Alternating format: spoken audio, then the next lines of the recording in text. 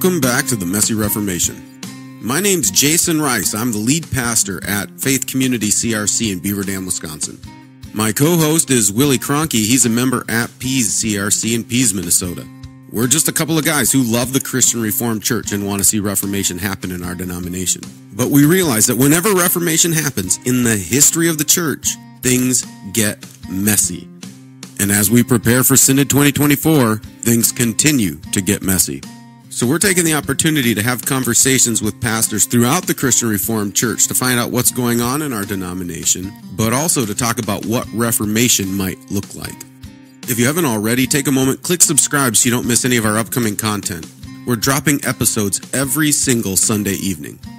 It's also important for you to know that you are our marketing plan. We rely on you to spread the word about what we're doing at the Messy Reformation. We rely on you to share our content. We also rely on you to give us 5-star reviews and provide good feedback for this podcast so that the algorithms put out our content further into the world. You are our marketing plan, and we believe we've placed our marketing in good hands. You can also support us financially on Patreon or Substack. All of the money raised is used to further the mission and the platform of the Messy Reformation. With all that said, we're going to get to this week's episode, which is part 2 of our Synod 2024 recap with Andy Sytsma.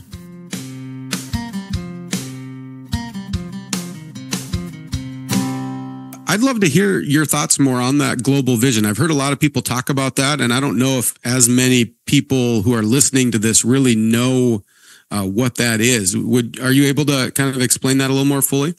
Yeah, and not from a position of expertise necessarily. Sure. I'm not on the Global Vision team that's been meeting for about a year or so, but I have some other connections, like in Houston, where we were at for 14 years. A lot of our church planters were from Venezuela. And there's 38 Venezuelan CRCs that are joining CRCs through Classes Cal South, now some from Colombia. We had a church actually in Mexico that was part of Classes Rocky, so CRC is expanding from just a binational US and Canada.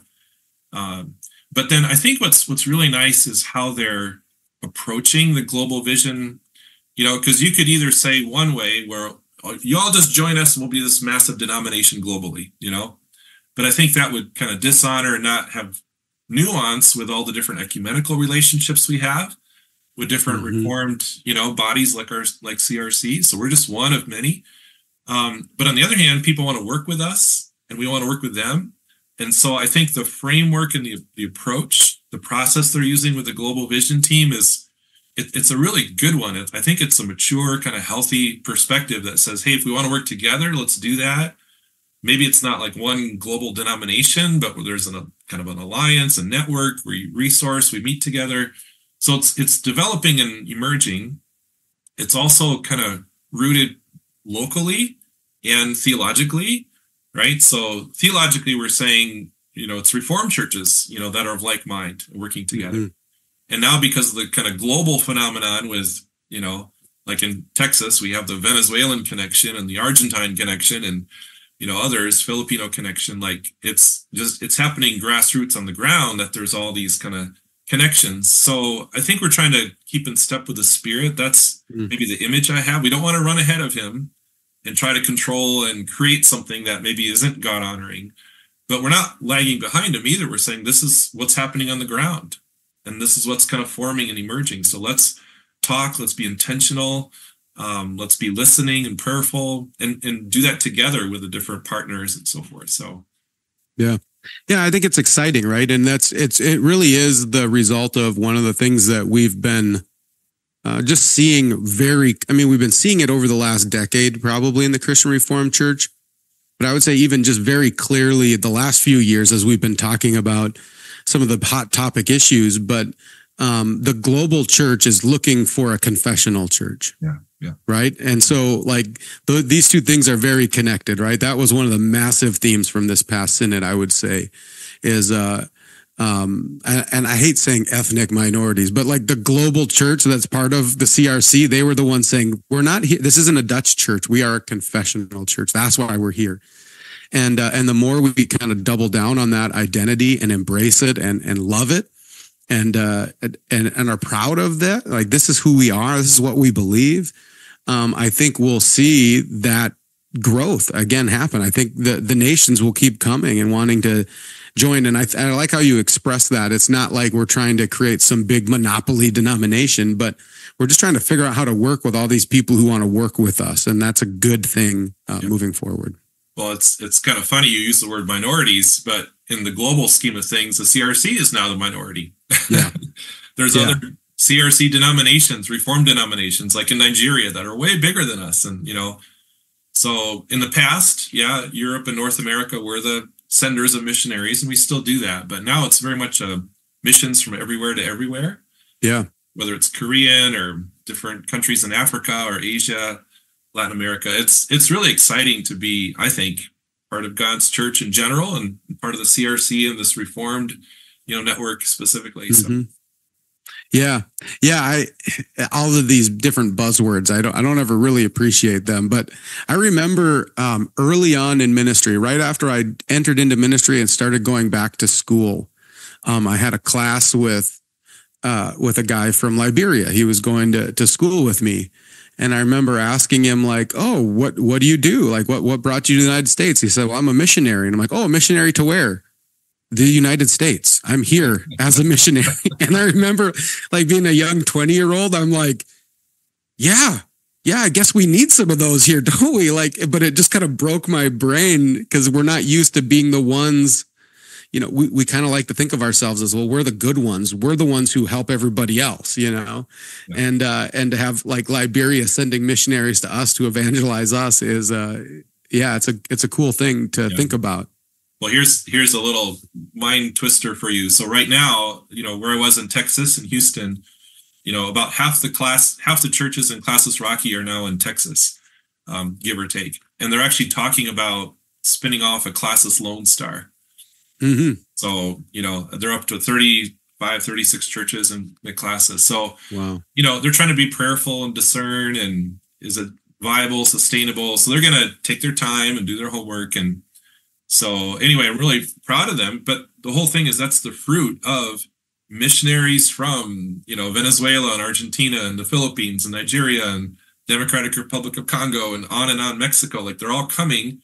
I think all but one of the church plants are these missionaries that have come to us. Yeah. So this is who we are, right? So I think it's really, really amazing. Yeah. Yeah, God's at work for sure, right? And that's exciting. Well, what if you were to think back at Synod, was there anything that discouraged you about Synod?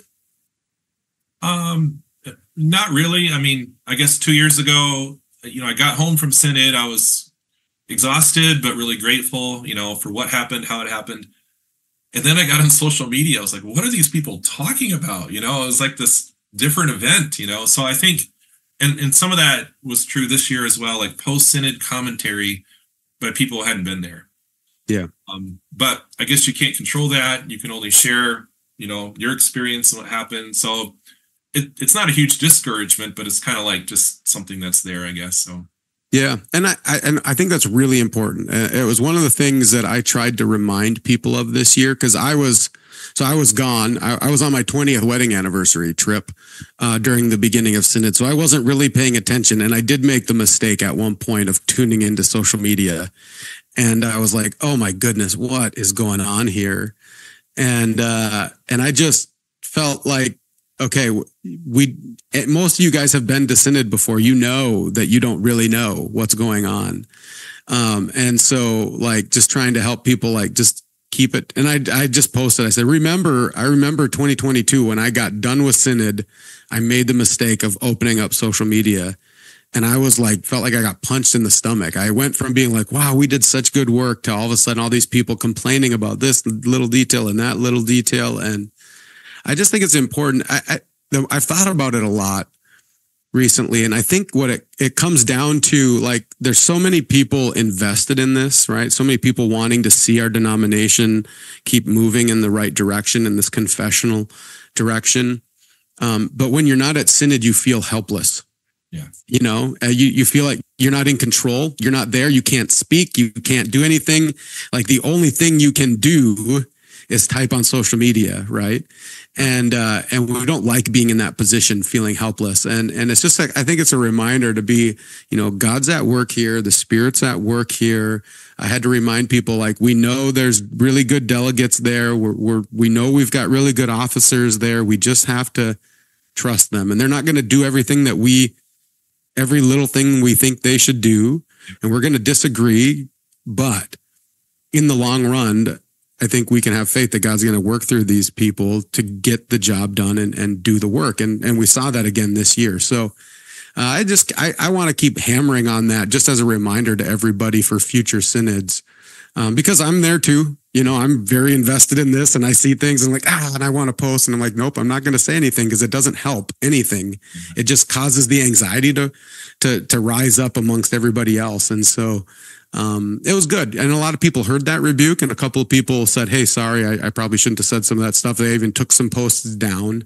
And so it was, so it's just a good reminder for everybody. Social media is not great for everything. Yeah. Well, to be fair, I think, this synod and others, it's been all these weighty decisions, right? So people hear the result of the decision, and they may like it, they may not like it, whatever, but they're not in the room and they don't hear how the decision has come to be. They don't appreciate a lot of times that the delegates are, ourselves are feeling the weight. We're doing this prayerfully, trying it with integrity, with the process. And so, yeah, I get the weight of it. I felt that, right now there's churches talking about, do we leave the CRC? I mean, that's we heard that on the floor of Synod, Trish Borgdorf's, kind of farewell letter, if you will, and Ryan saying, I come in peace. And, so these are very weighty things. It's real people, real relationships. And I don't know, I think we all feel it. So you mentioned the word anxiety. I think as human beings, we're meaning-making people. We want to make meaning out of something. And when you get really anxious that way and you're fearful, you're not your best self. And you can slip into the fleshly realm. So for sure. And stay mature. Yeah. Yeah. Oh, and it just keeps going back to one of the things I said. I can't remember if I said it before Synod, during Synod. I don't know. These all kind of blend together. But I talked about any organization when it's in a period of transition. Yeah. They talk about any transition. You have to leave something behind and you have to step into something new. Yeah. And there's always a period when you've left something behind, but you haven't stepped into the new and you just kind of are floating there, right? They call it liminal space or whatever. There's a bunch of, and it's one of the most anxiety creating times, right? And even in Synod, this past interview we had with Derek Buikema, we even talked, we didn't use this language, but there's a liminal space between the very beginning of Synod and then Monday when you start making decisions, because everybody knows that things are going on, but nobody knows what the decisions are going to be. And there's an anxiety about that. And you could even see that Monday night when the whole gravamen discussion, there's a lot of anxiety about how this is going to go. And then once the decision was made, I think everybody went, okay, this is where we're going as a denomination. And I mean, there was still some tension and stuff, but I think it just, okay, we have some footing here, but we're in that space of the denomination. So everybody's kind of on edge a little bit. We're coming out of it. I think we're finally moving out of that liminal space. We're starting to have some foundation, but when you're in that space, everybody's grabbing hold of stuff and trying to figure out where we can find some kind of foundation. Yeah. Amen. Yeah. We'd kind of mentioned, and you were obviously there, Andy, you were chairing the committee that was presenting gravamen. And Monday night into Tuesday, but specifically Monday night was kind of the long conversation, that led up to the deliberate. How did you actually feel that process went? Did you feel that things were navigated well? Did you think it was really good and healthy that discussion was able to take that long? Was that good for Synod? Yeah, I think so. And again, kudos to Derek and Stephen and the officers. Like they slowed everything down Monday night, and they knew that this first one that was going to, so we need to take, 2 or 3 hours, whatever, let people talk and listen and truly try to deliberate. Right. And then Tuesday kind of sped up more. So they managed that. They stewarded that really well. Part of me was like, I don't know what the outcome is going to be, right? Because you hear people speak, and is it going to go this way? We don't know. And then in the end, it was like 3-1, pretty pretty clear. But I think it was good. Like, people need to process that. They need to ask good questions.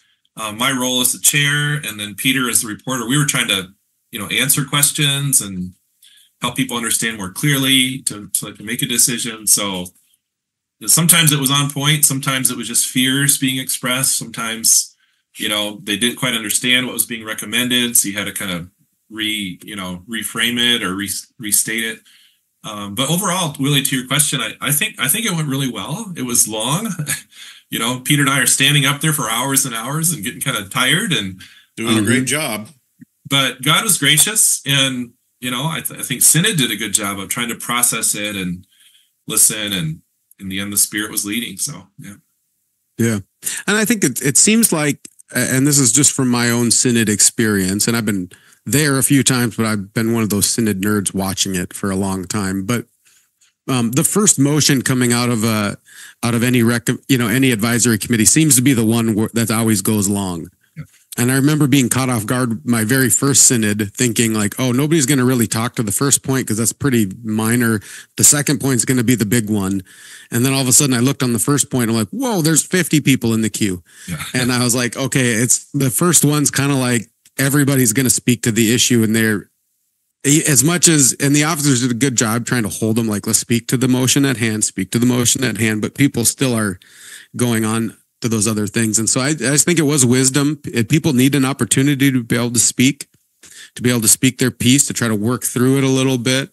And so wisdom to just kind of expand that first one out. And it was pretty clear, whatever the vote went on the first recommendation coming out of your advisory committee, it was kind of going to set the tone for all the rest. The rest were kind of the logical conclusion of that decision. And so I thought that was really wise for your committee to set it up that way as well. It served Synod really well.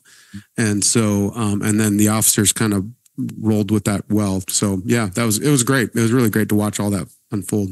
Yeah. Thanks. So, have you talked to your congregation at all about the Synod and what happened there? Or do you know kind of how your congregation's receiving the decisions that just happened? Yeah. I think we're still in process a little bit, because I just got back about a week ago from vacation. So we had a council meeting last week. I gave them the long report and forwarded them some articles and some videos. So they got like the full thing. So I think they were very grateful for that. I asked if, we should do like a debrief of the whole congregation afterwards. They said, well, I mean, the further you move out west, I think the further people aren't really connected to the CRC as much. So, so there's some people that were very interested, and they said, please tell me more. And so what I did is I thanked people for praying. I said we put a little update in our newsletter. We linked that Christianity Today article, which is kind of like a high level summary. I said, if you want to hear more, I'd be happy to talk to you. And so we've had several people approach me, more the leaders in our church. For the average person, I think they kind of know there's something out there called CRC or Classis or Synod, but they don't know all the details. We do have people in our church kind of transferring in from like a PCUSA context or others. So those people are actually very relieved, because it's like they went from one church. Are they going to have to leave our church? So there was some relief there, gratitude. Mostly, I think our church has been just grateful and reassured. Okay, we're thankful for Synod. Some of them are curious. They want to know more about the actual decisions and how it went. And so I'm getting with them personally. So yeah, it's again what I've been hearing. I mean, obviously, not every congregation is rejoicing. Some are really mourning and grieving as a result of the decisions. But again, I think what I keep telling everybody, these votes at Synod aren't done in a vacuum. This 75% number, 70 to 75% has been pretty standard for the last few years. Yeah. And I think that's a good representation of our whole denomination. And probably, I keep saying, once you get down into the pew level, it's probably higher than that. To be honest, I bet it's probably 80, 90%. And so it's just a reminder that, when Synod makes these decisions, it's not some political organization. It actually, the Spirit's working. And most of the people in our pews are going, oh, thank God for that decision. We're thankful for that. And we're excited about where we're going as a denomination. And that's my congregation is similar to yours. It was as far as like, we were a church plant, so most of the people in my church didn't grow up in the Christian Reformed Church, so they're not super connected to the denomination. But even them, as I've mentioned from the pulpit, we've been praying over the churches that have been put under, the officers that have been put under office bearers that have been put under limited suspension. We've been praying for them and their churches on Sunday mornings, and our congregation was thankful for the decisions, but they've also been committing to just pray for our denomination as we kind of live into this, because, even now we're still somewhat in this liminal space between now the decisions have been made, but there's a lot of things that could happen over the next year. And so people, you can even still, people are thankful for the decisions, but then some you can see are kind of holding their breath like, oh, what's going to happen over the next year with all of these office bearers that have been placed on limited suspension, and how's that going to look? What's that going to look like in all the different places? Yeah. And so we've talked about a few things, and I want to, I always kind of like towards the end of the podcast to begin to kind of think about the future. Mm-hmm. And so as a result of some of the decisions that we made at Synod, and I think pretty solid themes have been coming out that, the theme is, we're a confessional denomination. We want to live into that. We're a diverse denomination. We're not a Dutch denomination. We want to live into that. The decisions that were made around gravamen and discipline, these are really discipleship focused. We want to live into that. And so just kind of based on some of that, and if you have more you want to throw in there, that would be good. But how do you think, what things do we need to start doing as a denomination? Not even just institutionally, but even local churches. Like, what do we need to do to start living into some of these decisions? Yeah, thanks. Yeah, I think I'll maybe say three things. And the first is just in light of Synod 2024 and last couple synods, keep a biblical position, but a Christ-like posture. We've been saying that since day one, but just keep leaning into that. We need to lean into now, I think now more than ever, the actual ministry part, right? People are same-sex attracted and other kind of challenges. Like, I think it's good we can really be clear about almost all the energy has gone into like the issue and what do we believe and what's true and all that. But I think that the need is so great in terms of ministry. But now that it's clear, like, I think we just need to lean into that more. I mean, we had to be doing that before, but I think that's the next step, right? Okay, issues been 3 years in a row, like 3-1. This is who we are. Great. But let's lean into that. And then with all the fallout, not just fallout, but the impact, I guess, with Synod decisions, I think we need to be both gracious and hospitable, both to people that are like under discipline or going to disaffiliate, help them do that well and do it peacefully and with integrity. But then also, there'll be some sorting, right? And people will probably join the CRC and they'll be coming in from other backgrounds. And so be hospitable to that. So a lot of moving parts, I think, as a result of Synod. So, and it depends on the person you're talking to, right? If it's someone wrestling with gravamen, okay, you help them understand the process. If it's a disaffiliation or a discipline, you do that well. If it's somebody new, you be gracious, hospitable, make time, so all it depends on who you're talking to, but so those are maybe like kind of post-Synod, situation we find ourselves in. The second one, I mean, you guys mentioned it, lean into that identity we have as being diverse and confessional at the same time. So in our committee, we recommended that, members get trained more in the confessions and office bearers get trained more in church order, right? So that hasn't always been really strong or really put out there, but I think we can do that.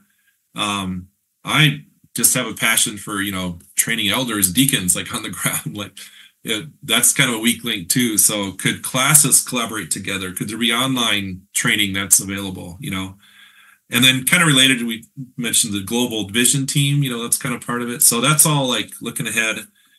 And then I think in general, in terms of like our heart posture, this is the third thing, that we'd stay both vigilant but grateful for what happened at Synod, because we're not out of the woods yet, right? There's a lot of things that have to happen, but vigilant, grateful, and then also looking ahead, hopeful but focused. You can't just say, oh, we're glad that happened, but we need to stay hopeful what God's going to do, focused, leaning into, discipleship.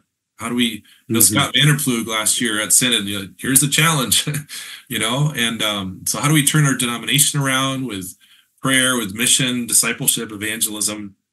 And then just stay faithful, seek reformation, renewal, all that stuff. That it's a messy reformation, right? As you guys said. So yeah. Yeah, and we've told people, that was really why we landed on this name, is because it's kind of the constant reminder that this is going to be messy.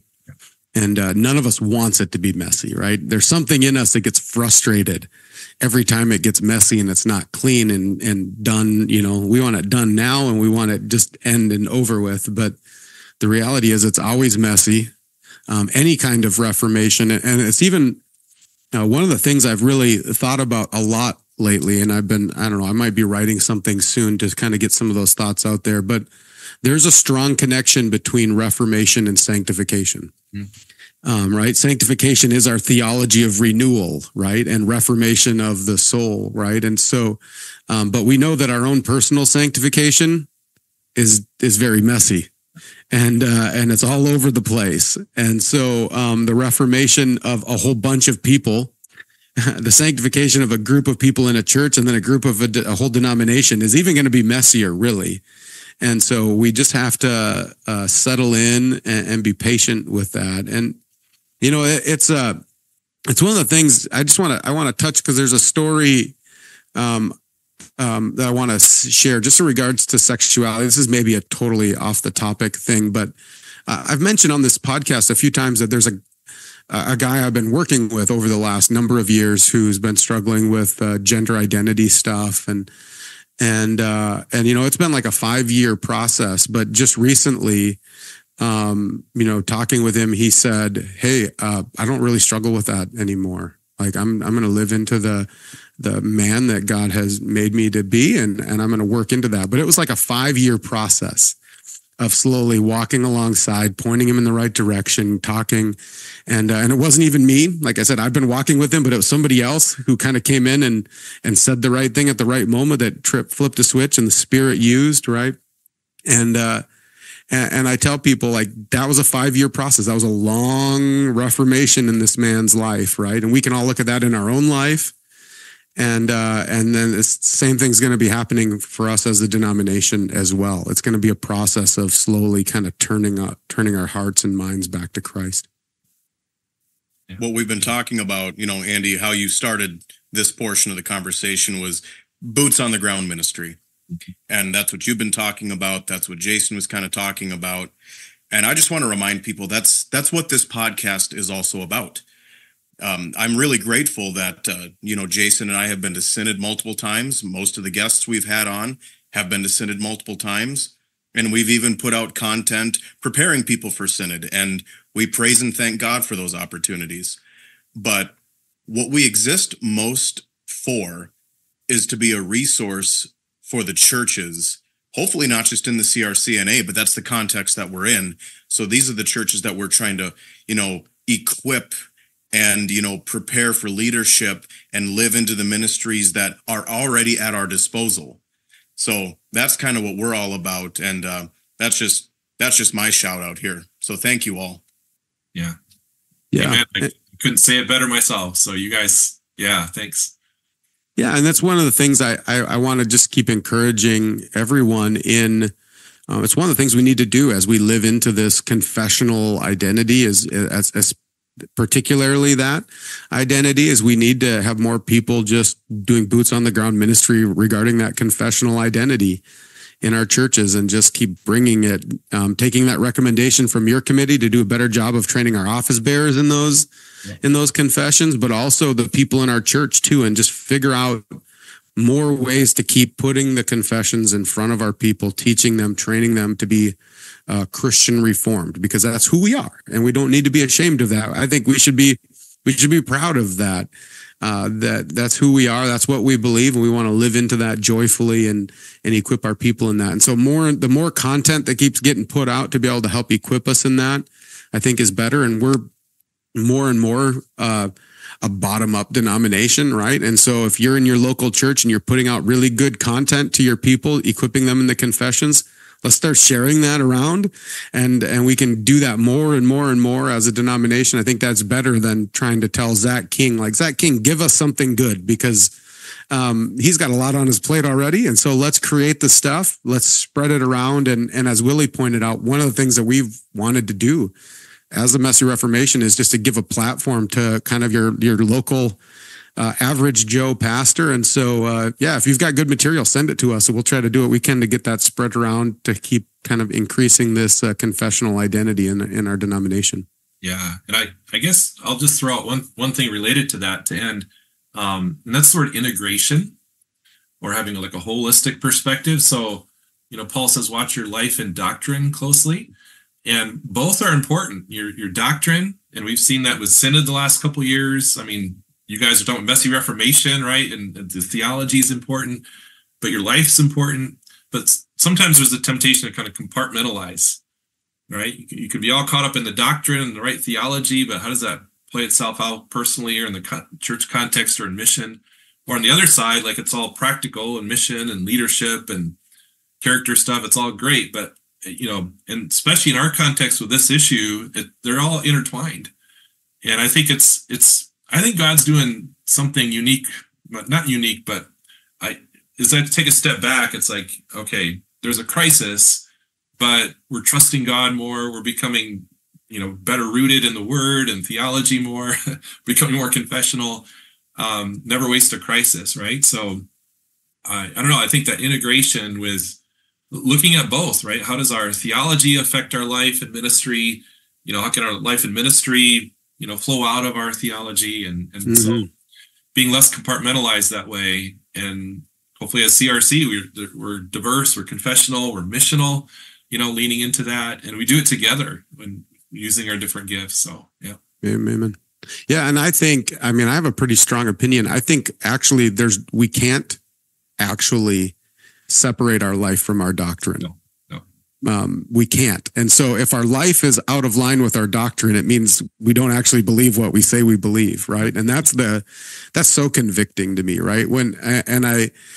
I get there there's a lot of ways you can get there, but when Jesus says, the mouth speaks out of the overflow of the heart, right? Like, there's something deep down. That's what comes out of your mouth. And I would say that's what comes out of your fingers and your toes as you live. It's actually what's deep down inside you, what you believe. And so when you're speaking and acting in ways that don't line up with what you say you believe, you actually don't believe those things. And that's when we confess, we repent, right? And we ask Christ to do that work in us. We are necessarily integrated beings. Yeah. And I think on a practical level, like, if you're in the hospital with someone who's maybe going to die soon, but they've got the catechism, in their blood. And question answer one, what's your only comfort in life and death? So that assurance is there, right? Because of that theology. And that helps them with, life and death kind of issues. So that's a practical, just small example. Jason, you talked about repentance. And, that's not always something that gets preached or taught a lot in the CRC, but it's in our theology. We're doing that 222 disciple, so it's mission, it's discipleship, all that, but it's centered on the gospel, right? And so repentance is one of the fruits of what God does in our heart when he regenerates. And so I'm super thankful for that discipleship process we're leaning into, to make more disciples and call people to Christ, but also the good gospel DNA, which is, it's the catechism basically that they're using, right? To get out there to people. Because if what I see with this whole issue with Synod the last couple of years is both kind of biblical literacy, which is in the church, but also gospel fuzziness, so here we have an opportunity to get our theology clear on the gospel, but then also practically live that out in people's lives with discipleship. And so, yeah. Amen. And both of those things are like at the heart of who we are as a church. It's the heart of who we are. It's the heart of what we believe. It's the heart of our mission. And so how can the church not be benefited by us wrestling through these things and giving clear answers from Synod? It's exciting. It's an exciting time to be in the Christian Reformed Church, because I think we're on the verge of God doing some really big work here. And I've seen the gospel really spread in some powerful ways. Well, Andy, kind of as we come to the close here, you're a church planner, you're a pastor, you're involved on the classical level, you've been involved on the synodical level. We have a lot of different types of people who listen to this podcast, who do use this, and just kind of what would be your final word to them, whether they're, lay leaders, whether they're office bearers, potential synod delegates, just as somebody who has experience in all these areas, what would your kind of word be to them? I think it'd be simple. Just stay encouraged. Jesus is on his throne. The gospel is powerful, changes lives. God's in control. None of this catches him off guard. So our job is to stay faithful, just do it, stay in our lane, do what he calls us to do. And whether that's preaching, teaching, or teaching a catechism class, or parenting your kids, or going to synod and being an advisory committee leader, God will give you the words to say. And just be faithful, making disciples. That's all we have for this week. If you want to help us out and support the Messy Reformation, another thing you can do is sign up for our newsletter through Substack. That way, you'll get episodes and summaries sent directly to your email inbox. It will also give us the opportunity to communicate with our audience, which is one of the biggest struggles of a podcast. So head over to the Messy Reformation on Substack and sign up for our newsletter. But until then, don't forget this is Christ's church, and he bought it with his blood. And we've been warned that wolves will come in trying to destroy the flock. So, keep a close watch on your life and on your doctrine. Preach the word in season and out of season. And keep fighting the good fight in this messy Reformation.